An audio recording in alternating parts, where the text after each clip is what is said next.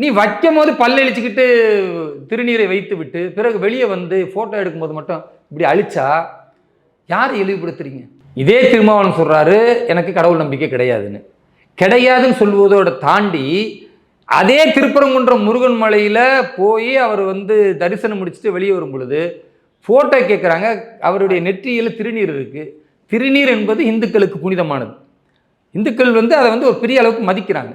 அப்போ ஒரு கோவிலில் வைக்கிறாங்கன்னா திருமாவளவனுக்கு பிடிக்கல, அவர் கடவுள் மறுப்பு கொள்கையில் உறுதியாக இருந்தால் என்ன சொல்லியிருக்கணும்? இல்லைங்க, திருநீர் வேண்டாம், நான் வந்து கடவுள் மறுப்பு கொள்கையில் வச்சுருக்கேன், உங்களுடைய ஆசைக்காக என் கொள்கையிலிருந்து நான் பின்வாங்க முடியாது, அதனே நேரத்தில் நான் மதிக்கிறேன், உங்கள் நம்பிக்கையை மதிக்கிறேன் அப்படின்னு சொல்லியிருந்தாருன்னா ஒரு யோக்கியவான்னு சொல்லலாம்.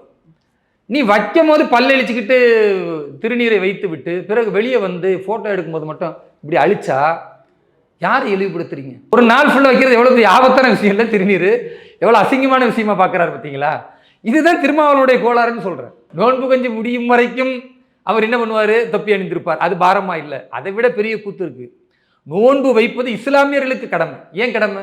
நோன்பு வைப்பதன் மூலம் அவர்கள் சொர்க்கத்திற்கு செல்கிறார்கள், அதனால் இஸ்லாமியர்களுக்கு கடமை. ஆனா திருமாவளவன் நோன்பே வைப்பார்.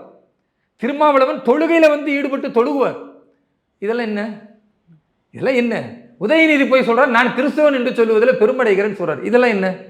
அப்போ இவர்களுக்கு என்ன, இந்து மதத்தை தான் இழிவா பார்க்கறாங்க.